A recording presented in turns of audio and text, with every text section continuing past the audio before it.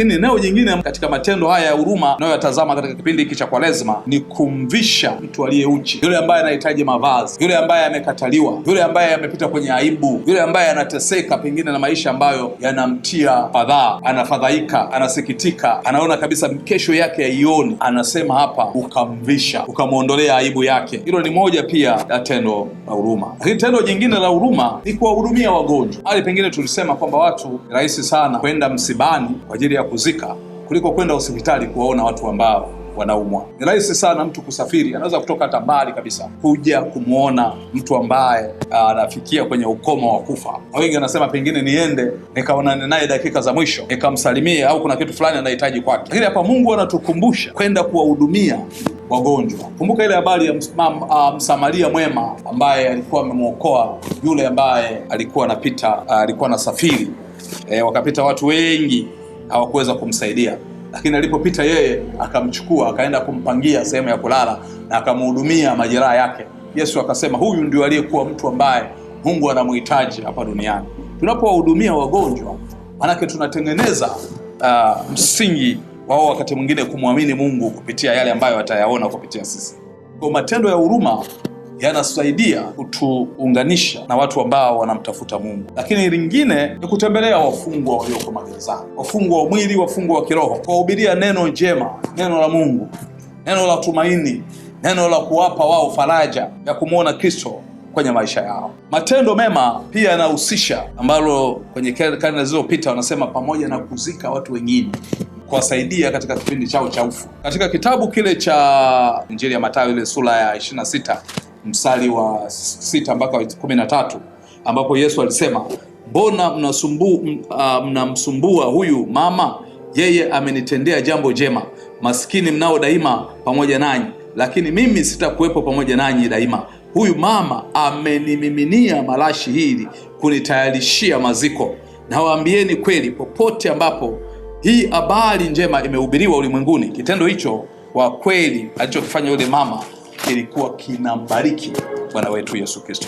Alikuwa amemwaga mafuta ya thamani kwenye miguu ya Yesu, na mafuta yale Yesu amesema alikuwa ameyaweka kwa ajili ya maziko yake. Tendo hilo la huruma ambalo tunaliona linatufundisha sisi wa Kristo, bila kujali itikadi zetu, kuweza kuangalia watu ambao wako katika kufanya. Lakini tendo jingine ambalo nadhani la msingi sana la kuliangalia, kwenye hotuba yake Yesu ya mlimani alifafanua maneno haya, akasema, ukiangalia ile Injili ya Mathayo sura ya 7 mstari wa 21 mpaka 23, si kila mtu aniambiaye Bwana Bwana ataingia katika ufalme wa mbingu, ila ni yule tu anayetimiza mapenzi ya Baba yangu aliye mbinguni. Wengine wataniambia siku ile ya hukumu, Bwana Bwana, kwa jina lako tulitangaza ujumbe wako, kwa jina lako tulitoa pepo na tukafanya miujiza mingi. Hapo nitawaambia, mimi siwajui kamwe, ondokeni mbele yangu. Kutimiza mapenzi ya Mungu ni sehemu ya matendo mema, kutimiza mapenzi ya Mungu. Hapa anasema wale ambao wanaheri ni wale ambao wamefanya mambo ya huruma. Yakobo katika waraka wake ile sura ya 2 mstari wa 13 mpaka 14 anasema maneno haya, maana Mungu hata kuwa na huruma atakapohukumu mtu asiyekuwa na huruma, lakini huruma hushinda hukumu. Ndugu zangu, kuna faida gani mtu kusema ana imani lakini haonyeshi kwa vitendo? Je, hiyo imani yawezekanaje? Kumwokoa kusema kaka au dada ana nguo au chakula, yafaa kitu gani ninyi kuwaambia hao, nendeni salama mkaote moto na kushiba, bila kuwapatia mahitaji yao katika maisha yao? Vivyo hivyo imani peke yake bila matendo imekufa. Lakini mtu anaweza kusema, wewe unayo imani, mimi ninayo matendo. Haya yote yaonyesha jinsi mtu anavyoweza kuwa na imani bila matendo, nami ninaonyesha imani yangu kwa matendo yangu. Soma ile Yakobo 2 ile mstari wa 13 mpaka 18. Anazungumza imani yenye matendo. Yaani unaweza ukawa na imani ya kumwamini Mungu ndio, lakini matendo yanahesabiwa sana kwenye imani. Haya matendo tunayozungumzia hapa ni matendo ya huruma. Matendo ya huruma. Kanisa linasisitiza katika mafundisho yake matendo ya huruma mbalimbali. Yako matendo ya huruma ya kiroho, lakini yako matendo ya huruma ya kimwili. Kama ambavyo tumeona kuna matendo 7 ya huruma ambayo tumeona yale yametajwa kwenye ile Injili ya Mathayo ile sura ya 25 kuanzia mstari wa 31 mpaka 46, ambayo ni kulisha watu wenye njaa, kunywesha watu wenye kiu. Haya ni matendo ya huruma ya kimwili.